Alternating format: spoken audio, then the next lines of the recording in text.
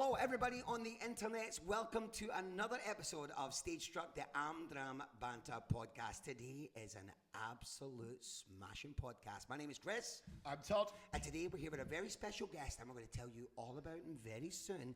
But something very big is happening in the world of Am-Dram, and we are so excited to talk about it because, folks, Lios Musical Theatre Company, in collaboration with Lidos, Wakefield West Writing Theatre Company, and Buttershaw St Paul's AOS, and by arrangement with Cameron McIntosh and Music Theatre International, is thrilled to present Les Miserables at Leeds Grand Theatre from Thursday the 3rd to Saturday the 12th of April this year. This brand new amateur production celebrates the 40th anniversary of Bubel and Schoenberg's iconic musical as part of a historic UK-wide amateur theatre project called Let the People Sing. For the first time, amateur theatre companies across the UK have been granted the rights to perform the full production, that's right folks, the full production of Les Miserables, a privilege previously reserved for professional productions. And as the first staging in England, the Leeds production is part of a national project that includes Belfast, Birmingham, Brighton, Bristol, Glasgow, Liverpool, Nottingham, Norwich, Portchuro, which is in Cornwall, and Swansea. Each production will be supported by members of the show's West End and international associate creative teams. Now, over the past year, the 4 leading amateur theatre groups have worked together to stage one of the most ambitious productions in that Yorkshire has ever seen. Following over 400 auditions, Yorkshire's largest ever cast has been assembled, featuring 2 principal teams, an on-stage ensemble, and an off-stage choir, and a 17-piece orchestra. This one-of-a-kind event is a testament to passion, innovation, and the enduring power of Les Miserables. And we are very, very lucky to have a very good friend of mine, Jason Weightman, on the show, who is starring in Les Mis itself. How are you, Jason? I'm good, mate. I'm good. How are you? Yeah, not bad. Have you had a good day? Yes. What have you been up to? I've been at work.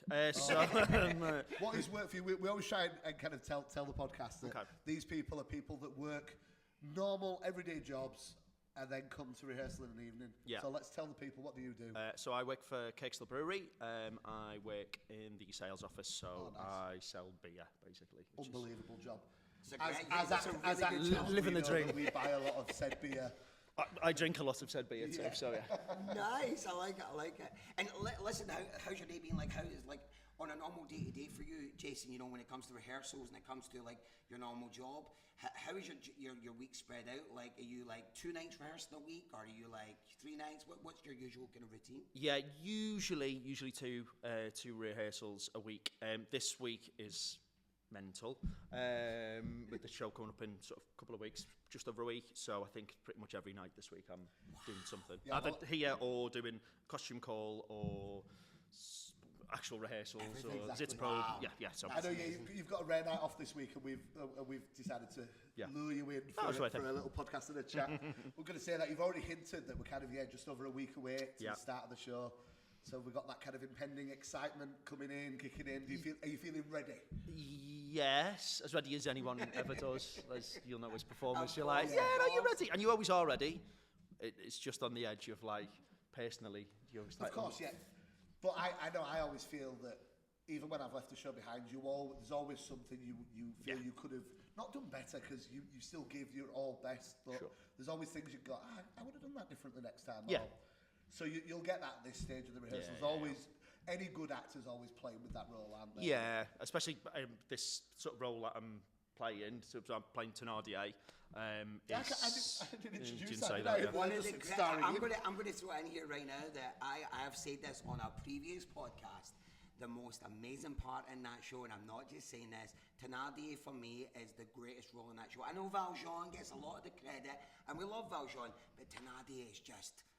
you just get to do a little bit of everything. He's a bit of a gift of a part, because it's a long show, which is great, because this is this epic masterpiece. But Thénardier's on for about 20 minutes. Yeah. But like a great 20 minutes. Yeah. And you get to come on and go, boom. Yeah. And then everyone's coming out singing the songs that you've been performing, which is like, poor Jean Valjean's singing for 3 hours. And I love that. You were kind of teasing on the way up that you've had to be growing the hair for it a little bit. Yeah, and the beard and so. How are you feeling about that? You feeling I feel like a hobo. So yeah, the sacrifices amateur actors have to make for their part. Yeah. That's what we've got to do sometimes. Now, speaking about like Am-Dram as well with yourself, Jason.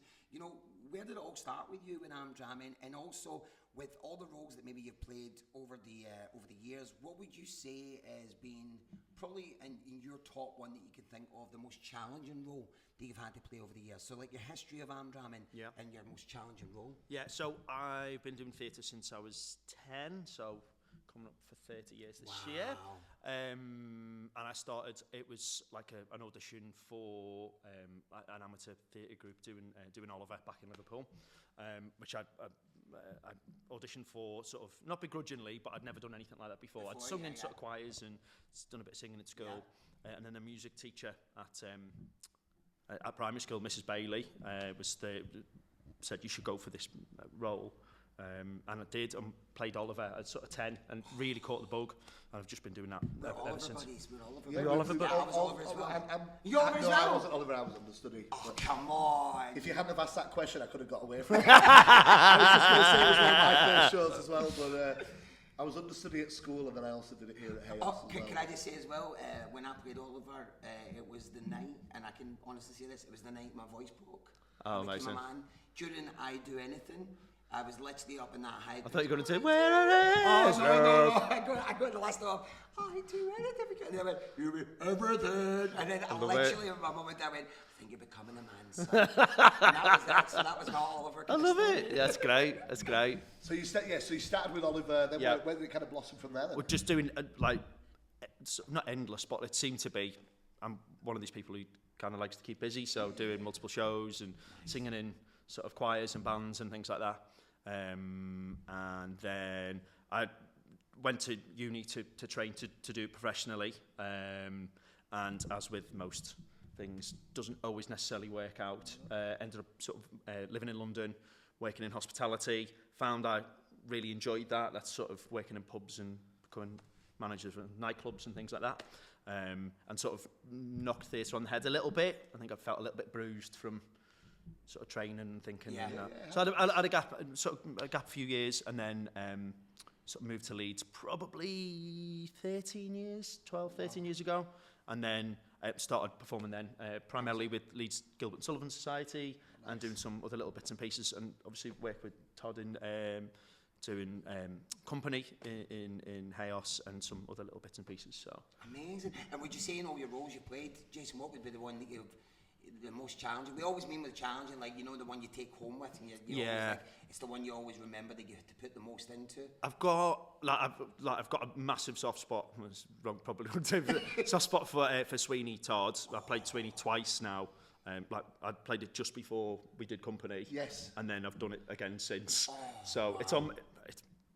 I would drop anything to play Sweeney multiple times. It's sort of like a. I love it. It's like my I was the bad friend who didn't get to come see that, but what I did see was shame. What I did see was incredible poster work. Like, it looked unbelievable. Yeah. You bought all for those posters, didn't you? There was a lot of me in a bath. There was a lot of you in a bath. Which, ironically, funnily enough, got them still saved in my favourites. Do you know what I love about Sweeney Todd though? In the amateur productions that I've seen, is like the set alone is so remarkable. Like, the way they do the set on some of these productions for Sweeney is amazing. Like with the barber chair and everything. It's really strange. Like, so both.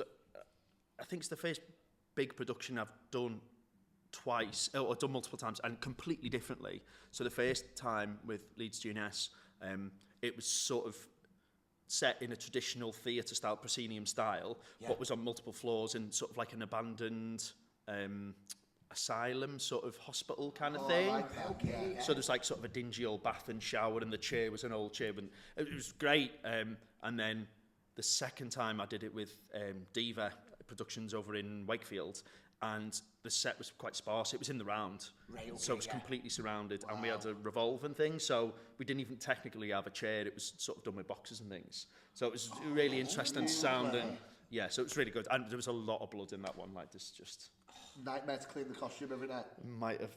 But might have destroyed a couple of mics, but that's... Oh, really? Splashback. I was I was telling a Mike story the other day when I did School of Rock a couple of years ago. There's a great scene where I played Ned, the flatmate and the best mate, and there's a great scene where he finds a letter and he starts hyperventilating. And I said to the director, I said, "You've got me coming on in an apron, 100% give me marigolds, and I think Liam, that played Dewey, can just slap me with it." And I remember the first time we did it in a rehearsal, I said, "Just go for it." And it made a noise. Everybody stopped the rehearsal, and I was like, that's the best take we could have done. Let's just keep going. Keep going. He did the same thing on stage, and I'm pretty sure we broke a mic that night. So I'm with you on the breaking mic. Yeah, the tech guys were not happy. They were like, "Okay, can you kill them and look away at the same time?" It was like, was that what it was? It was the blood. Yeah. Oh, I got a bit zealous with the blood. Good. So good. I feel Sweeney Wood as a character. Yeah, why not? He's not going to turn his face maybe away. that first one that's a bit away, menacing. man. He's going to watch it, man. Knowing Jason as well, I know I'm maniacal. You probably were with that as well. I might have gone a bit too far with it. You've also played Pirate King, haven't you? A couple of times, yeah. A couple of times in that one as well. That's a part I'd love to play. It's a good part. I've based my costume a bit Pirate King-y in JC. I'm excited for this. I've got a little bandana, and as soon as I put it on, I was like, and I needed a belt to put a knife in. I was like, I'm going for a pirate belt, 100%. Love it. He's supposed to be a fisherman, so I'll go down that route. I like it. Getting some fake tattoos. I loved that a bit too much when we did a dress. We did a little dress run to kind of see where we were looking. Oh God, got people drawing tattoos on me. I was like, I like this. This is nice. I'm enjoying this too much. I feel really macho. Look how hard I am. Not like that. Yeah. Maybe. That's what I thought. That's where the tattoos were. So we've also mentioned company as well. Yes. That was special being on stage with you and off stage, because I was off stage for some of your most special moments. Yeah, your cover of Being Alive, I think, brought most people to tears. Beautiful. Certainly me to tears. There was just a stillness in your performance that was just, it was lovely. But then it was also such like a humorous show and humorous role as well. And I think that's testament to your What year was this? What year was Company? 2-3 years. 23. Yeah, it was just after School of Rock and just before Greece. Right. So there you go. What was great was we're in the room right now when we performed it. Yeah. Oh, so it was in here? Yeah. In here, so we're sat where the audience would have been sat, and if we were able to turn the camera around. It's like fringe sort of style. Yeah, so we had them on 3 sides. I think we had about 80 seats in here. Oh, that's nice. It was beautiful. Yeah, it was good. That's nice. But it was intense, wasn't it? It was because you like on Yeah. and because it's such a personal sort of pace, and there's usually only sort of 2 or 3 people on stage, and Bobby never goes off stage at all. Yeah. So I think the only time I went off was getting married today. Yes. Which Jenny was doing, and I literally got a chance to run off quickly down about 3 gallons of water and then come back on and then be like, but yes, it was great. But what a difference I think it makes, when you do shows that are, even as an audience goer to a production, I think depending on like where you are in the room or where you are in the theatre, the show changes. I've seen Les Mis 3 times, right? And I remember seeing it in a grand circle, a balcony, and still to this day, I remember sitting in the front row in the West End watching it, and what you're saying about those moments with the audience, like those little moments, like when Valjean comes on and he breaks at the start and you're seeing like the saliva, the tears, and honestly, it just takes that theatre going, process to another level. You're seeing a performance for what it truly is in its rawest form. So I can imagine with Company being in this room, this little confined space, and then singing Being Alive in this room. I'm quite jealous. That's great. That's great. It was incredible, and we some big dance numbers though, which for a non-dancer, having the audience be able to watch us move.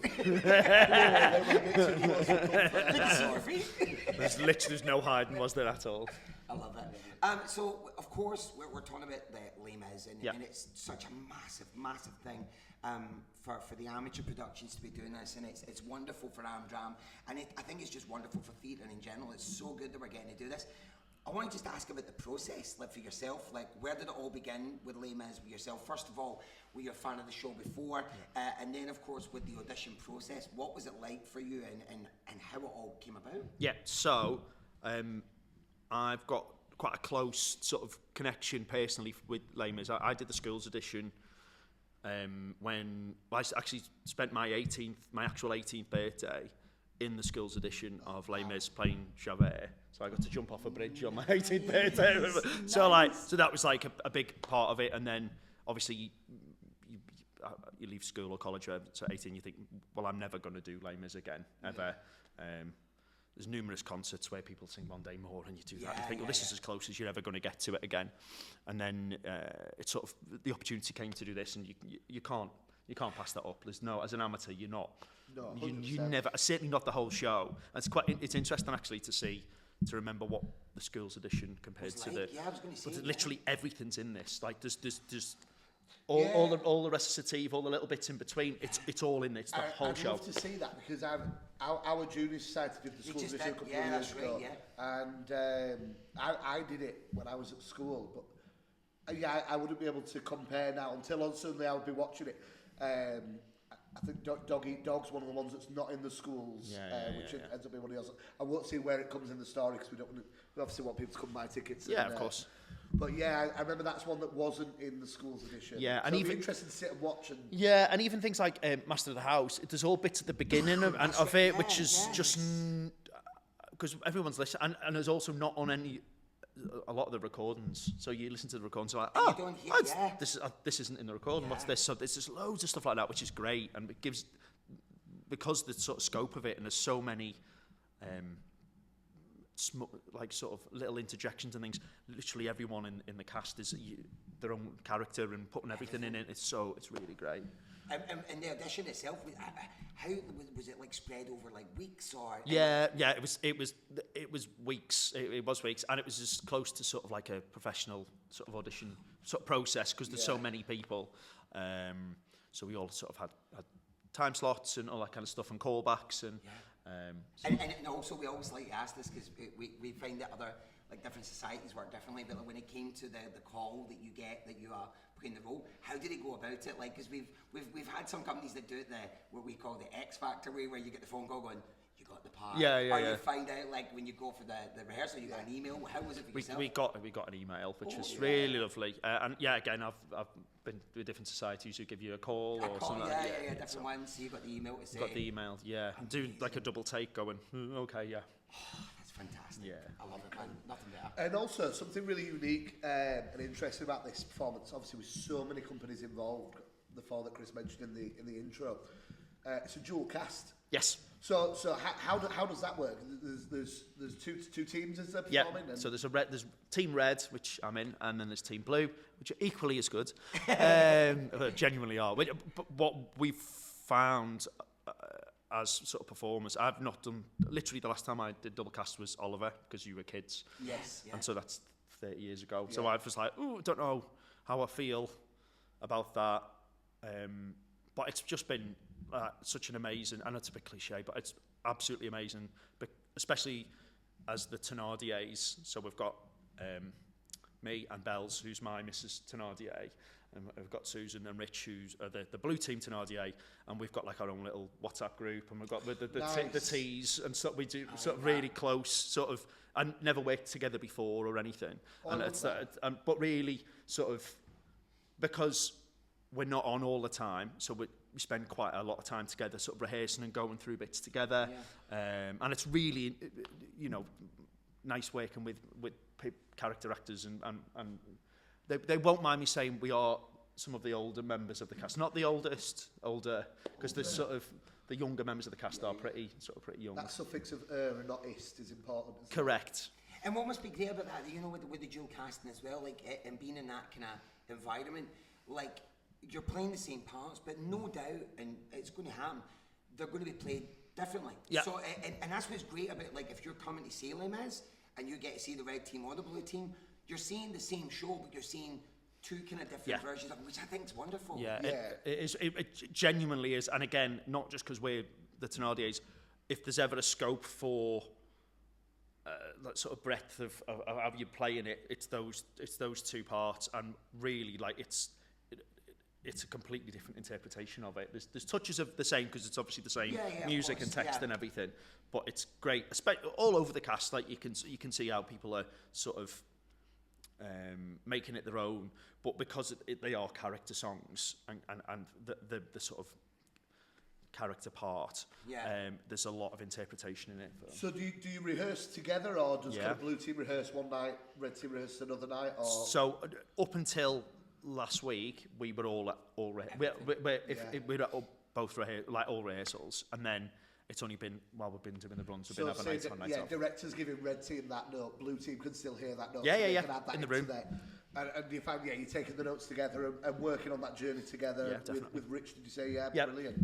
I think it's great. I think it's so good because like it's just like going to see a West, like when you go see a West End show, maybe something you've seen for many years. Like I remember Wicked, going through that Wicked phase in my early 20s where I saw like 4 different alphabets, and even though that the script and the dialogue and everything's exactly the same, every one of them brings something different, and it changes your show, kind of what you've enjoyed and what you've watched, and that's what's great about coming to see this show with the dual cast and with the amount of people on stage. You're going to get to see 2 fantastic different performances, and I just think that's amazing for the public. It's really nice. So you could go on.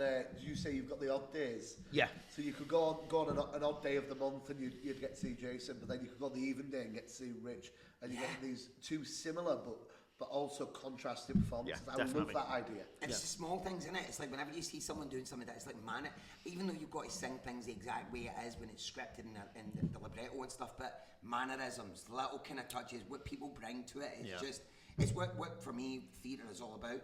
And with the rehearsal process and everything going on, has there been any kind of key highlights for you during the rehearsal process, things that you've went, just those moments where you're like, whoa, this is pretty good. Yeah, I mean, it's going to sound like, mushy and cliche.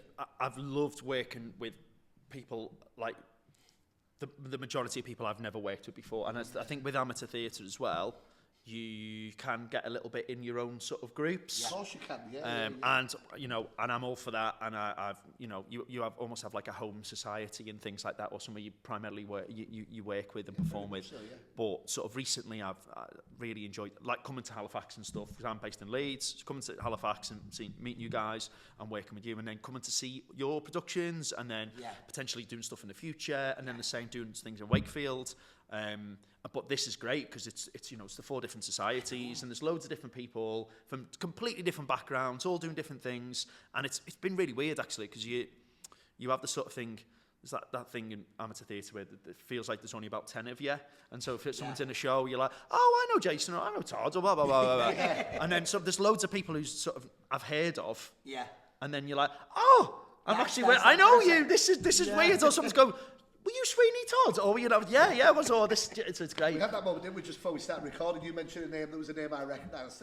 I think I recognise from her work life. The name from the work life. But you were saying you've just started work on a new show as well, that will be coming literally in the future. Yeah, so literally yesterday, I auditioned for a show called Devil May Care. Which is the sort of exclusive. Devil May Care. And it's a brand new musical written by the book and the lyrics and everything were written by my friend Sarah Case, and another friend, Matt Oglesby, has written the music. It's sort of it's sort of folk tales, twists on folk tales, all interconnected and things like that, all surrounded by the devil appears in all of these stories in some way. He's not a bad devil. He's a sort of, it's a twist on it. A cheeky devil like Jason Weightman. Potentially, yes. I like that. But yeah, and it's really funny. It's hilariously funny. So we auditioned for that yesterday, and that's on in November. But so I, as well as doing sort of big established pieces, I really like doing sort of new pieces. Yeah. It's nice. You did one recently when it went to Edinburgh. Was that Yes, Plague. Yeah, so that was, we did that in Leeds in the Carriage Works, and then we took that to Edinburgh Festival after lockdown, ironically. So it was all like plague lockdown. Very relevant. Yeah, so yeah, that was really good. Love the Fringe. Just going back to Les Mis, as a bit of a fangirl we've already talked about. I think it's one of those that us musical theatre fans, we grow up, and if we're lucky enough, we get to go see it down in the West End. Yeah. And now obviously there's the great touring productions and everything. What's your favourite song?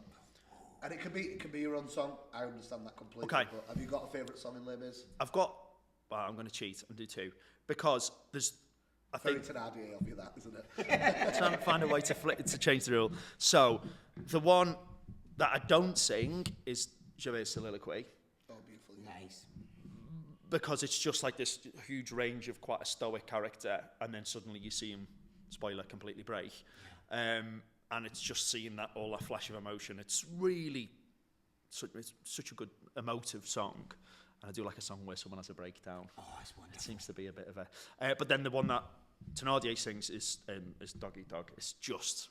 Nice. It's so good, because everything else is relatively jolly.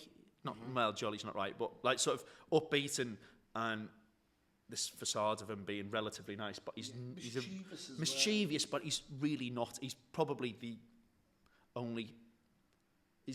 villain, and not in like a big enough part. He's actually the villain of the piece. It's actually Chavez is just a little bit. So he's got principles, which is at odds with Valjean. Yeah, very much so. Yeah. But Thénardier genuinely is just a horrible, horrible creature, and it's really the bit where you really get your teeth into and get really to do that. And it's also a really tricky bit of music, so I quite like the challenge of it. Yeah. What about you, Todd? What's your favourite? Oh, do you know, I wasn't expecting to know that. What's your favourite? Now, I don't think we've talked about Les Mis much on the podcast. We talked a little bit on the first ever show you asked me, and one of my dream roles is on Joras. I'm getting a bit too old now. Definitely too fat in my eyes. I don't look like anyone watching on YouTube. I don't look like I could climb up the barricade, but I can only do it once. I'm not going up and down for the ammunition. You just need to stay at the top. Somebody needs to send me the ammunition up. So red and black. I'm going to do the cheat here. I'm going to do the steal. So red and black. Partly because I love the kind of rebellion of it, but I also love there's a little bit of sassiness from Enjolras in there. He's very annoyed that Marius isn't following his rules there. Yeah. What was your exact words again, if I remember correctly, when you called Marius? I remember you said this to me whenever I said I liked empty chairs, empty tables, but I only liked the movie version. Like I liked the way that Eddie Redmayne did it. Beautiful. I think you said he was a little bit wet. Was that the words? Marius as a character for me is, but that's because I really like those rebellious. You like the kind of not the rock stars. Well, like the rock stars. Yeah, and he's a bit too clean cut for me as Marius. I get it. I'd honestly, and this isn't shameless, the guys playing Marius in this, that's exciting. It's traditionally a bit wet, isn't it? Like, it's a bit of a wet tenor. And I think it's the way it was written by it. But this is quite. Yes. But these guys, it's raw, and it's a bit like it's like because it's usually it's the tenor song. Not being a tenor. But then what's hilarious is that used to be one of my showpieces when I was 18. So they're moaning about it. What about you, Chris? Have you got a favourite? I do actually. I mean, I do. Some of them are great, but I just think Valjean's soliloquy at the start. And I've seen it live. I saw Ramin do it, and it was phenomenal. But I know it's going to sound bad, but the Hugh Jackman version, it's because it's so raw, and the choices that he makes vocally to break on a lot of notes and to speak a lot of things. I remember hearing it for that time, and because it had been stuck in my head for so many years, it was that time when I heard it and I went, oh my God, that's different. He's took it to somewhere I never thought. Valjean's soliloquy for me, I really love it, and it sets for me. It's that last note as it starts the show, as soon as he hits that last note, and then boom, we're ready for. So I always get excited at that bit because I know it's coming, and then you're ready for the show. So it's I want to go home and watch and listen to it. I haven't given the cash recording it, but listen to for a while. I called it my 3.5 hour drive to Aberdeen. When I used to go visit family, I used to say to my dad when I was a little kid, I was like, "If we listen to Les Mis," and he'd put it on as soon as we left, and I knew that as soon as we got to the end, we were in Aberdeen. So that was my car song. I remember again. It was a cassette tape in the car for us. My sister was obsessed. I remember being really young and hearing the lyrics, but never understanding the kind of double meaning of certain lyrics, and being so young. And I remember there's a line in On My Own which is, "I know that he is blind." Meaning blind to love, but I was adamant that this main character was blind for the whole until being about 11, 12 years old. That beautiful lyric that probably had so much thought put into it. A stupid child's mind was like, okay, take that literally. Just because you mentioned that, I need to say this as well. We had an incident yesterday in rehearsals with a said cast member who just made a little slip up with his lyric. And I have to tell you, it's Jason. It was during the temple scene, and the words is supposed to be, see me stand, I can hardly walk. And he said the words, "See my arms, I can hardly walk."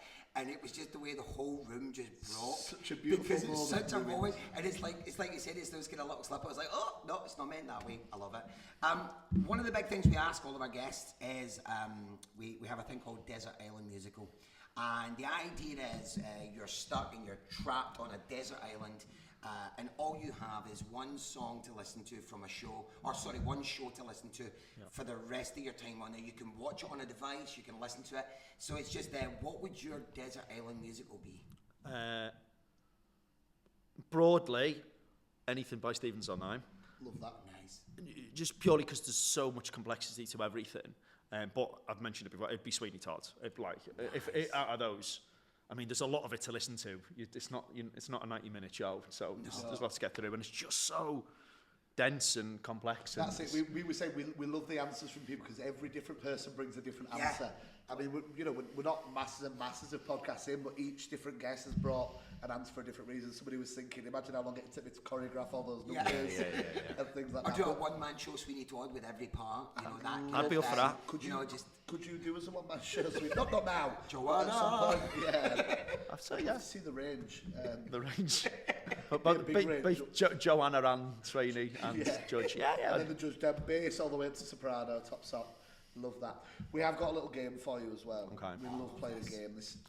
I tried to make it relevant for this one. It's just a little silly game. We do lots of silly things. You've already said you work in hospitality, so lots of drinking games, silly things like that.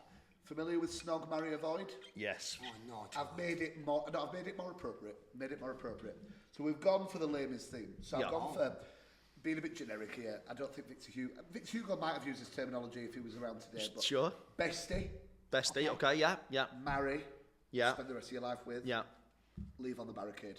I'll give you 3 characters. Don't worry, I'm not doing actors. I love that. This is disconnected from your the show. Yeah, okay. This is purely about the characters.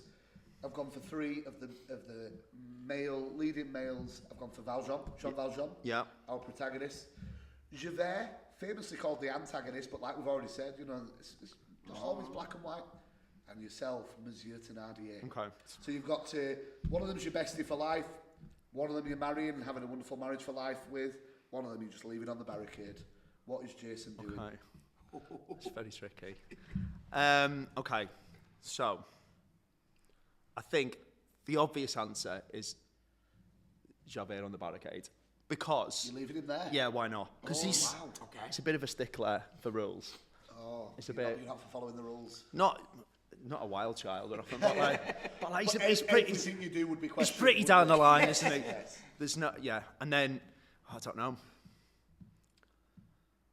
I'd probably say bestie Jean Valjean. Okay. Because he's loyal, sticks to his words, and then marry. I don't want to spoil the ending of Les Mis, a very famous show. No, please don't spoil it. We want to sell tickets for you. Okay. Never Let's just say it turns out better for Thénardier potentially than some of the others in the cast. Go on, Chris, then. I'm going to turn it to you. So you've got to marry one of them. One of them's your bestie for life, and one of them's getting left on the barricade. I'm going to be... slightly different. I'm going to keep... Same as Jason, I'm going to keep... Javert's going to be on the barricade for me. 100% Javert. But I'm going to switch it up. My bestie's going to be Thénardier. I love him. He is a bit of a wild child, and but I like the idea. And Valjean and Marie, because of course, look after me, that kind of thing. So I would go Thénardier, Valjean, Javert on the barricade. Do you know what I love about this? Is I didn't really think about it, but just while you were talking, I'd go completely different again from all of you. Would you? Yeah. I'm marrying Valjean, fair enough, the same as you. Okay. My thinking is, you're always going to have bread on the table. Because that's he's a little Okay, yeah. I like that thinking. And then I'm gonna have Javert as my bestie, purely because you guys know me. I get very conflicted very easily in my head. do you need a guide? I have lots of arguments with my own self, and I feel Javert would just keep me on the right track. Keep me on the right track. I'd go to him going, "Have you thought about this?" And he'd go, "Yeah, it's a very black and white situation, Todd. You need to do this." Yeah. And then I'm leaving Thénardier on the barricade. I do not need any more mischief in my life. Okay, no. I'm getting away from him there. I get it. That's good answers though, man. Really good. Yeah, I love how all 3 of us are all different. very different. It's good. So of course, listen, Les Mis is coming up next week. It's a massive thing. Jason, do you want to let everybody know when it's on and all that fun stuff, when it's on and where they can get tickets? And of course, I also want to say social media for the Leos Musical Theatre Company. is phenomenal. It is so good, and it gets you excited for the show. So yeah, just when the show's on and all that fun stuff. Yep. So it is at Leeds Grand Theatre next week, starting on the Thursday, which I believe is the 3rd. Yes. Running up to the following Saturday, which I believe is the 12th. That's great, yeah. It is double cast, so well worth coming to get 2 sets of tickets. Come get it. Yeah. So shameless plug. Red Team's on the odd nights. That's where we can see you. I'm Red Team. Yeah. And Blue Team equally as amazing, but they're on the even nights. We've got a midweek matinee as well on one of the Wednesdays. Yes. That's good for people like me that work evenings. Yeah, exactly. So yeah, and that's been one of our sort of big sellers is that I think because people can't make it in the evening. So yeah, fantastic. Well, listen, we cannot wait to see it. Me and Todd will be there with bells on. Jason, listen, thank you so much. We know you're very busy. It's the ramp up, as we say, to get ready for the main event. It's been a pleasure getting to know you, and of course, letting us know everything about this amazing amateur production that is such a wonderful thing for Am-Dram throughout the country, and we hope we see more of this in the future now, because I think it's definitely shining a light on the talent that we have out there, that maybe people didn't take that road, that just still get the opportunity to perform these massive productions in front of big audiences. The smaller theatre communities have so many rising stars and established stars. It's great. It's such a good outlet for everyone, it really is. Folks, and if you've been listening to us, thank you so much. Remember, you can follow us on all the socials, and as well as that, you can listen to us on all your fruit-related devices, and follow us on Spotify and Apple and Amazon Music, and get ready for another episode of Stage Struck, the Am-Dram Banter Podcast. My name is Chris. My name's Todd. And we'll see you on the next one. Peace. Bye.